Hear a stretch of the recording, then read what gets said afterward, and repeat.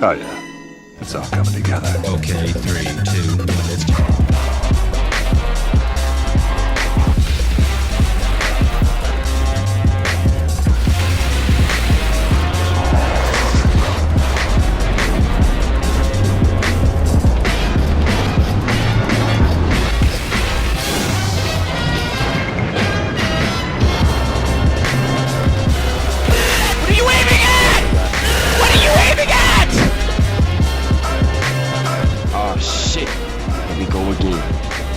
Oh, hell no!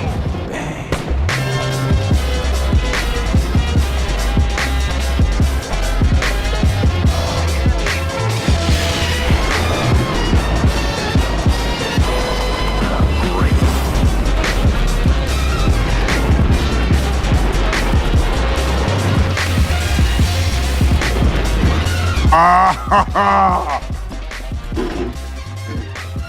Oh, that's hot. That's hot. Stall warning. Stall warning.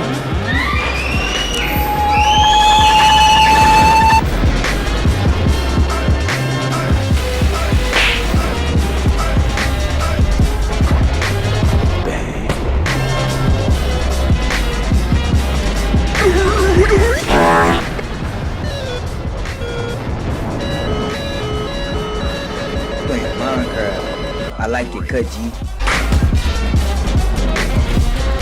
There's a beast deep inside you. It will not die. It will fight back. But that shit was weak as a. Oh shit! What? This guy, he tripped and fell in the back of McDonald's.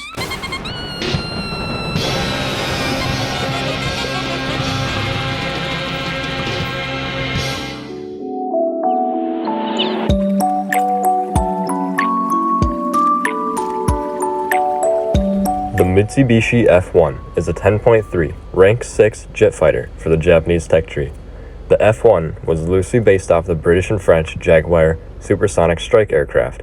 However, Japan lacked licensing to produce fully fledged Jaguars, so they had to create an indigenous version of similar form and function.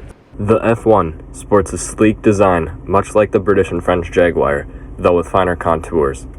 The fuselage was slab-sided, with a largely tubular frame housing the radar sight, cockpit, avionics, support systems, fuel storages, and engines.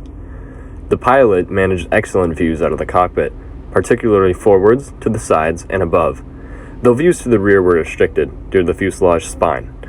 The wings are high-mounted and swept, with a pair of hardpoints on each. The wingtips were wired to launch short-ranged air-to-air missiles. Power for the F1 is provided by two TF40 turbofan engines, delivering 7,300 pounds of thrust, with afterburn. Incidentally, this was the same as the Rolls-Royce Turbomeca turbofan that powered the European Jaguar, though license built in Japan under the TF40 designation. This provided the airframe with a maximum speed of 1,050 miles per hour, a combat radius of 345 miles, and a ferry range of 1,700 miles. The F1 could reach a service ceiling of 50,000 feet through a rate of climb nearing 35,000 feet per minute.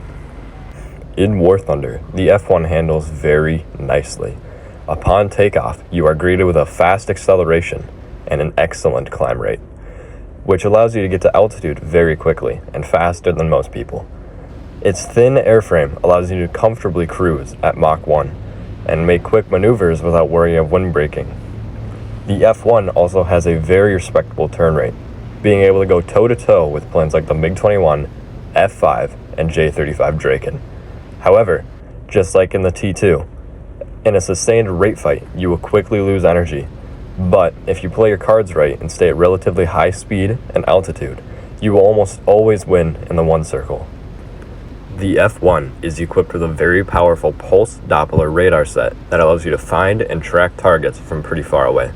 However, the F1 sadly does not get access to any radar-guided munitions, but it does get access to 4 AIM-9P heat-seeking missiles, which have an uncaged seeker and 20 Gs of maneuverability. but due to its short burn time, you only want to be launching the AIM-9P from under 3 kilometers away. You can also slave the AIM-9P really easily with its powerful radar. On the other hand, the F1 has access to no countermeasures at all and sits at 10.3, which means you often face Sparrows, R-24Rs, R-60s, AIM-9Ls, and Magics, which are pretty hard to dodge without flares and chaff, although you can notch them. As for air-to-ground capabilities, the F1 can wreak some serious havoc on tanks. Since it was based on the Jaguar strike fighter, the F1 is equipped with external hardpoints, able to carry 500 to 750 pound bombs, or FFAR/Hydra unguided rockets. The F1 also has a full ballistics computer for its cannon, bombs, and rockets, which allows you to drop precise ordnance from downrange.